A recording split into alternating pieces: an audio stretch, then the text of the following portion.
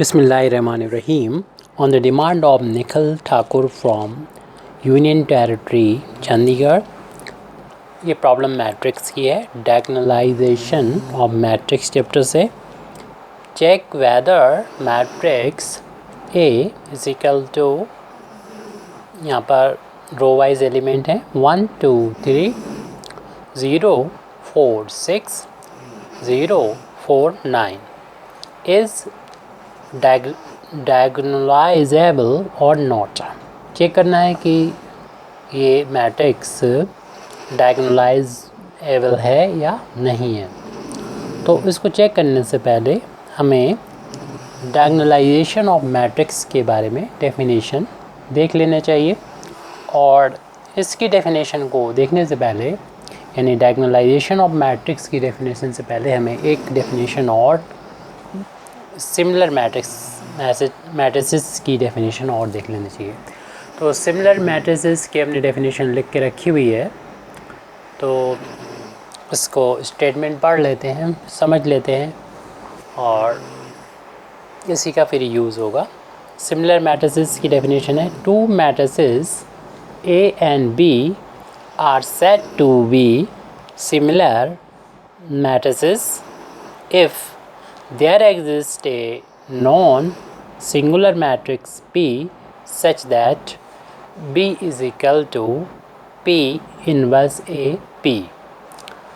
तो कहा गया कि दो मैट्रिक्स A और B कहलाएंगी, सिमिलर मैट्रिसेस कहलाएंगी अगर ऐसा एक मैट्रिक्स P हो, यानी नॉन सिंगुलर मैट्रिक्स हो, मींस इसका इन्वर्स निकल सकता हो, और वो इस तरीके से हम लिख सकें B is equal to P inverse A P, तब A और B कहलाएंगी सिमिलर मैट्रिसेस कहलाएंगी. अब इसका यूज़ हमें डायगोनलाइजेशन ऑफ मैट्रिक्स में करना है. डायगोनलाइजेशन ऑफ मैट्रिक्स की एक डेफिनेशन ये होगी, a matrix is said to be diagonalizable if it is similar to a diagonal matrix. यानी कोई डायगोनल मैट्रिक्स, कोई मैट्रिक्स A है और इसको हम जब similar matrix,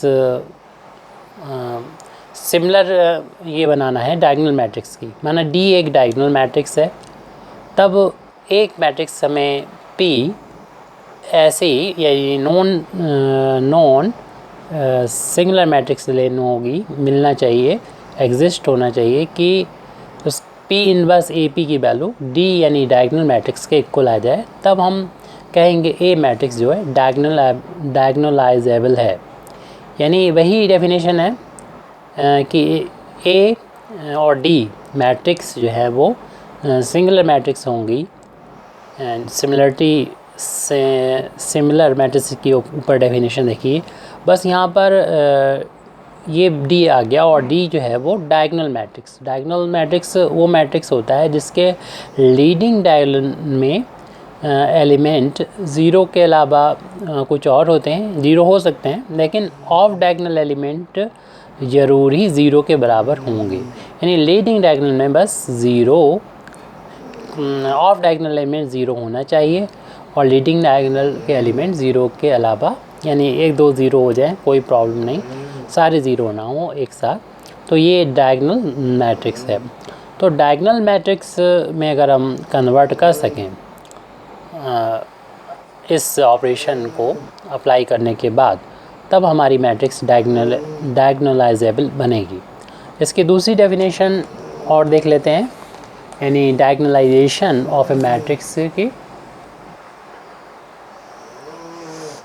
If A is a square matrix of order n, having n linearly independent eigenvectors, then there exists a non-singular matrix P such that P inverse AP is equal to diagonal matrix D.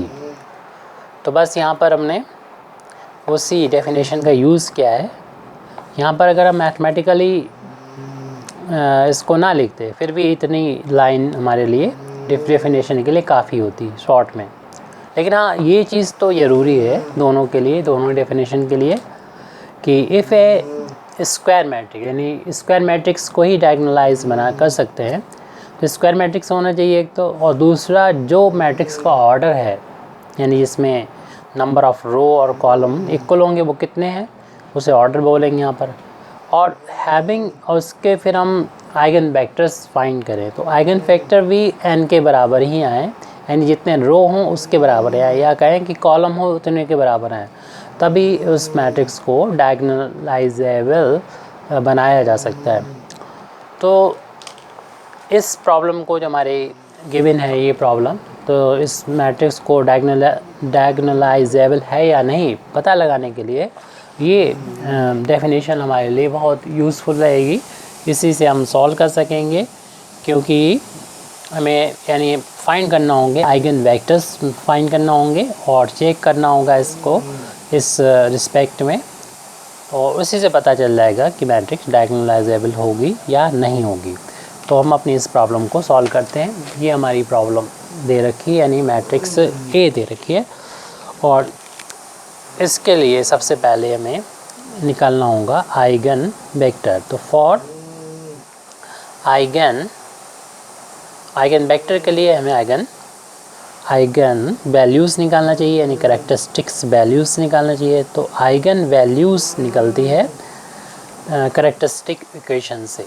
Characteristic equation, the characteristic equation of matrix A is given by A minus lambda I identity matrix है, का determinant 0 के बराबर रख दें। यहाँ पर lambda eigen values हैं या कैरेक्टरिस्टिक्स वैल्यूज़ हैं। इसकी वैल्यू को फाइंड करने के लिए एक डिटर्मिनेंट बनाएंगे। इसमें ए जो मैट्रिक्स दे रखी है, इसके लीडिंग डायगोनल में से लैम्डा को माइनस करके लिख देंगे। Means 1 minus lambda, 4 minus lambda और 9 माइनस लैम्डा, और बाकी के जो एलिमेंट ए के हैं एज इट लिख देंगे। There is no change in the remaining element means of diagonal element, और इस इक्वेशन को फिर हम सॉल्व करेंगे। तो यहाँ पर अच्छा है हमारे लिए, इस कॉलम में 2 0 हैं, तो हम इस कॉलम के रिस्पेक्ट में एक्सपेंड करेंगे इस डिटर्मिनेंट को। तो 1 माइनस लैम्डा, और इस एलिमेंट से जाने वाले रो कॉलम को छुपाने के बाद हमारे पास इतना बचेगा, यानी 4 माइनस लैम्डा 6 4 9 माइनस लैम्डा। बाकी की चूँकि एलिमेंट ये 0 हैं, तो फिर वो वैल्यू तो 0 0 हो जाएगी, इसे लिखने की भी ज़रूरत नहीं है। तो राइट हैंड साइड में 0। अब इतने को ही सॉल्व करके हम लैम्डा की वैल्यू को फाइंड कर सकते हैं, मींस आइगन वैल्यूज़ को फाइंड कर सकते हैं, मींस कैरेक्टरिस्टिक्स वैल्यू को फाइंड कर सकते हैं। अब सेकंड ऑर्डर की डिटर्मिनेंट को सॉल्व करना है, तो इसका इंटू इसमें माइनस इसका इंटू इसमें, मींस 4 माइनस लैम्डा का मल्टीप्लिकेशन 9 माइनस लैम्डा में हो जाएगा, माइनस इसका इसमें इंटू हो जाएगा, जो कि 24 होगा। 4 6 24 is equal to 0।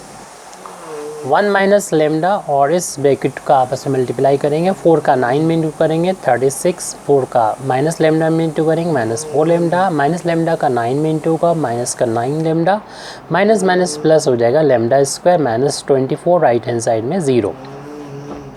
1 minus lambda, lambda square positive है, इसको हम यहाँ लिख देंगे, और इन दोनों को लैम्डा को सम करेंगे तो -13 लैम्डा हो जाएगा। 36 में से 24 माइनस करेंगे तो प्लस के 12 आ गए इज इक्वल टू 0। इसको हम सॉल्व कर देंगे मिडिल टर्म स्प्लिटिंग से। तो लैम्डा स्क्वायर मैंने फैक्टर कर देंगे इसको, -12 lambda minus lambda plus 12 is equal to 0।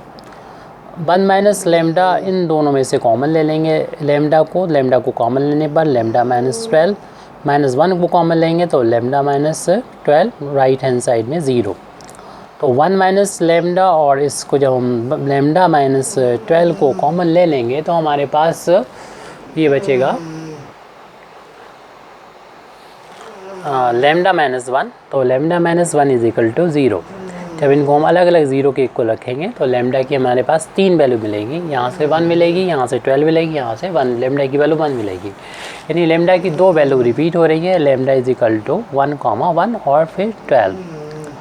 तो लेमडा इज इक्वल टू जो रिपीट हो रहा है लेमडा की वैल्यू, वहीं पर हमें चेक कर लेना चाहिए कि आइगन वेक्टर्स के करस्पॉन्डिंग कितने मिलेंगे। कभी कभी 2 और कभी 1 मिलता है, इसलिए और 2 हमारे लिए मिलना ज़रूरी है, क्योंकि मैट्रिक्स का जो ऑर्डर है वो 3 है और यहाँ पर हर एक एलिमेंट के करस्पॉन्डिंग आइगन वेक्टर्स होने चाहिए। इसके करस्पॉन्डिंग 1 हो जाएगा, इसके करस्पॉन्डिंग चूँकि एक ही वैल्यू है, रिपीट हो रही है, तो 1 भी हो सकते हैं, 2 भी हो सकते हैं। अगर 1 हुआ तो इसका मतलब इसको हम डायगोनलाइज, ये मैट्रिक्स जो होगी वो डायगोनलाइजेबल नहीं होगी। अगर 2 मिलती हैं तो डायगोनलाइजेबल होगी। तो बस हमें लेमडा इज इक्वल टू 1 के लिए आइगन वेक्टर्स की वैल्यू को फाइंड कर लेना चाहिए। तो फॉर आइगन वेक्टर्स, अगर हम आइगन वेक्टर सबके लिए भी निकालते हैं तो ये प्रोसेस तो हम यहाँ पर करते। तो इसके लिए यानी for eigen vectors the eigen vectors of matrix X is given by A minus lambda I. ध्यान रहे कि यहाँ पर जो है वो एक मैट्रिक्स है ये, और यहाँ पर जो है डिटर्मिनेंट था, उसमें एक मैट्रिक्स X से मल्टीप्लाई करेंगे, राइट हैंड साइड में 0 आ जाएगा। तो यहाँ पर X जो होगा वो आइगन वेक्टर हमको प्रोवाइड करेगा, आइगन वेक्टर मिलेगा।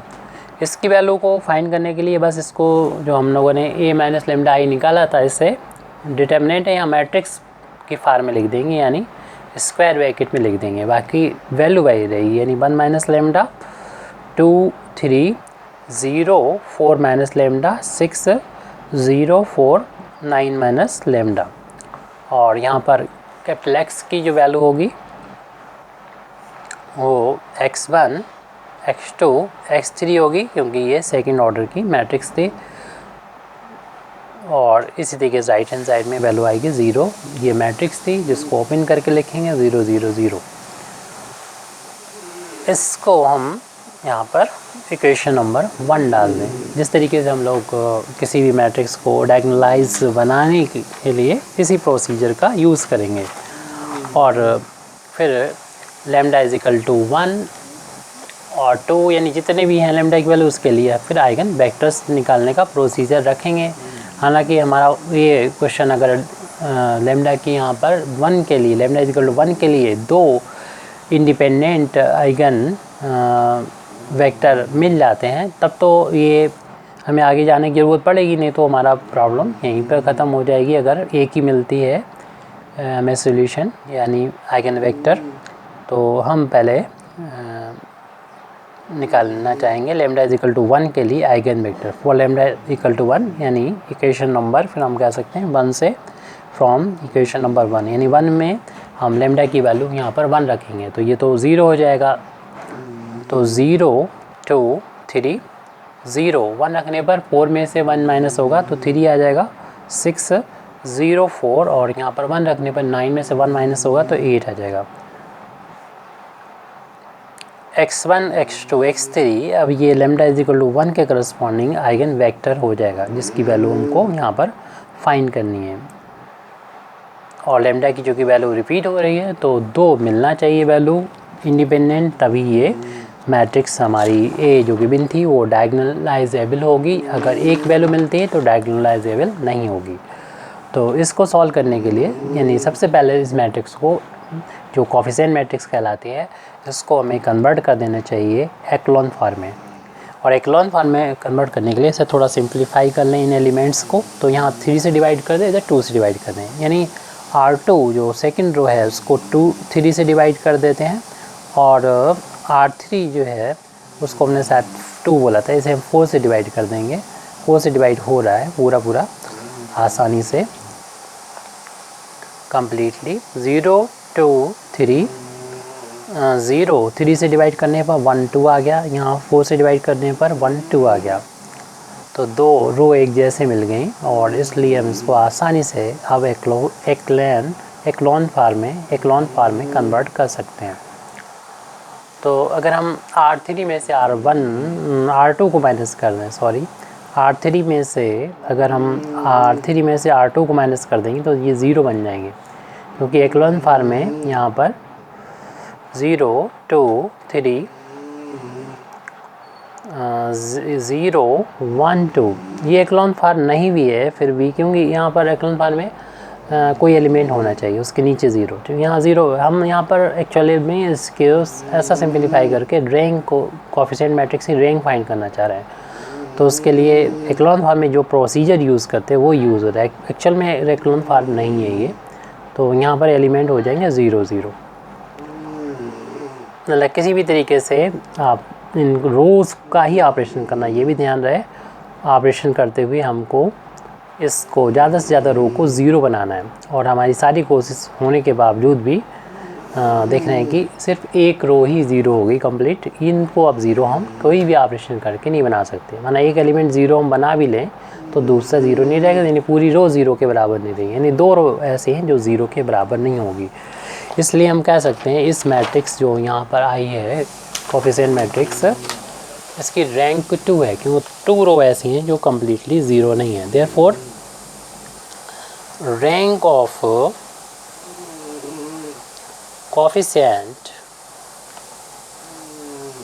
Matrix is equal to 2। इसको हम रैंक को R से डिनोट करते हैं, इसको हमने R कह दिया। अब हम जब इसकी रैंक निकल आई मैट्रिक्स की तो हम इसके सॉल्यूशन के बारे में बात कर लें। Hence the number of linearly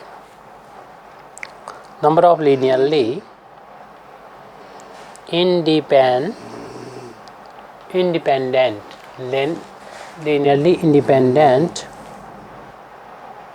solution is solutions of ये जो हमारा आया था इससे इक्वेशन नंबर 2 डालते हैं। जिस इक्वेशन को जो मैट्रिक्स इक्वेशन है इसको हम सॉल्व कर रहे हैं और वेक्टर की वैल्यू निकाल रहे हैं, यानी आइगन वेक्टर की वैल्यू निकाल रहे हैं। तो इक्वेशन 2 का हमने solution, hence number of linearly independent solution of equation 2 is, जैसे कि हम लोग जानते हैं ये होता है n-r के इक्वल होता है। n ऑर्डर ऑफ मैट्रिक्स होती है जो 3 के इक्वल है और रैंक यहाँ पर 2 है, तो ये सॉल्यूशन कितना आएगा, ओनली 1 सॉल्यूशन आएगा।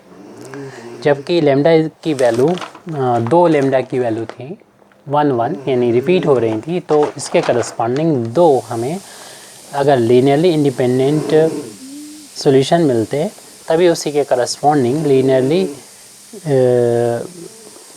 करस्पॉन्डिंग हर एक लेमडा की करस्पॉन्डिंग हमें आइगन वेक्टर्स मिलते।